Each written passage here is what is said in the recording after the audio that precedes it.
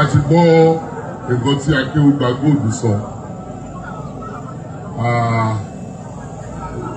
Ìrètí mi bẹ̀ ni wípé láìpẹ́ láì jìnnà a máa dá odò padà sí orísun ẹ̀.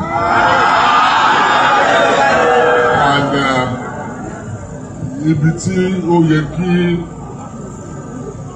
àwa mùsùlùmí ibi tó yẹ ká wà ní ìlú yìí Ọlọ́run á gbé wa dé ibẹ̀ tó jẹ́ pé ìrẹ́pọ̀ á wà láàrin gbogbo mùsùlùmí. Nǹkan tí mo fẹ́ sọ fún yín òun ni wípé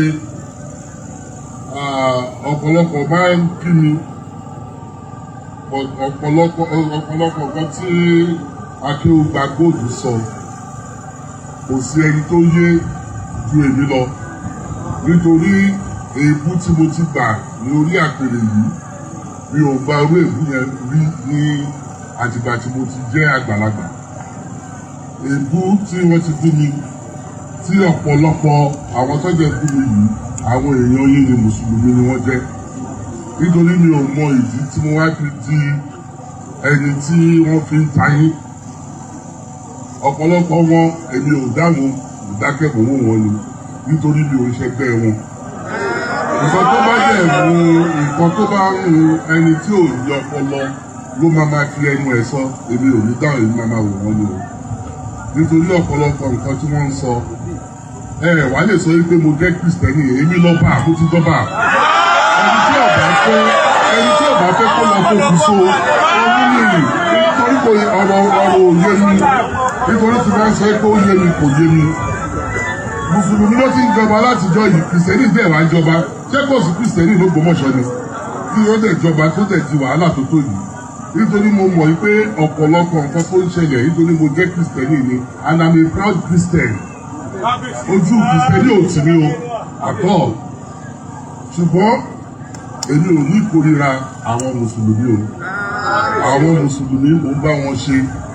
Màmá tó bí bàbá mi tó fi jẹ oyè mùsùlùmí ló jẹ́. Mùsùlùmí dẹ̀ tó fi kú bàbá mi dẹ̀ celebrate ẹ̀ tó fi kú ni.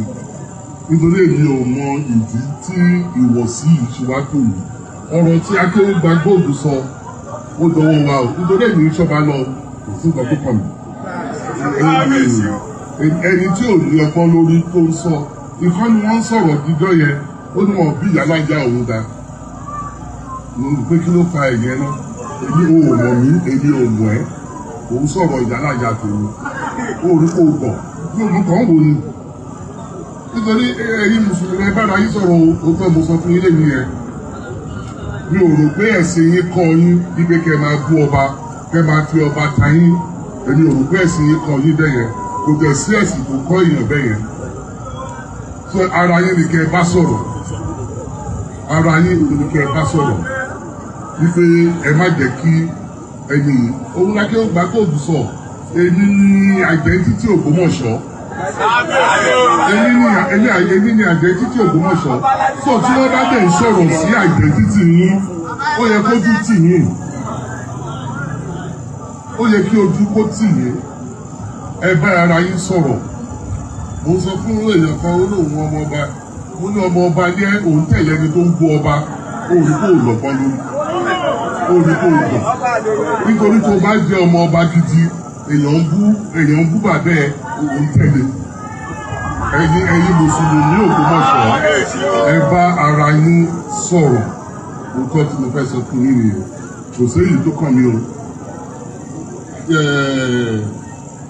Mo wà ní ọ̀dọ̀ àwọn oníṣẹ̀ṣe some weeks ago ṣé ìyẹn máa sọ mí di oníṣẹ̀ṣe ni mo wà ní ìlú ṣé ìyẹn máa sọ mí di mùsùlùmí ni kò sí.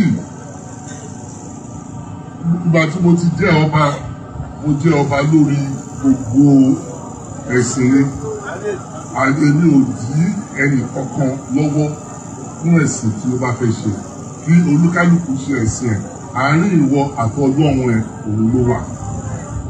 Ẹ pẹ̀lẹ́ o bọ́tẹ́ ẹ bá wa yín sọ̀rọ̀ o.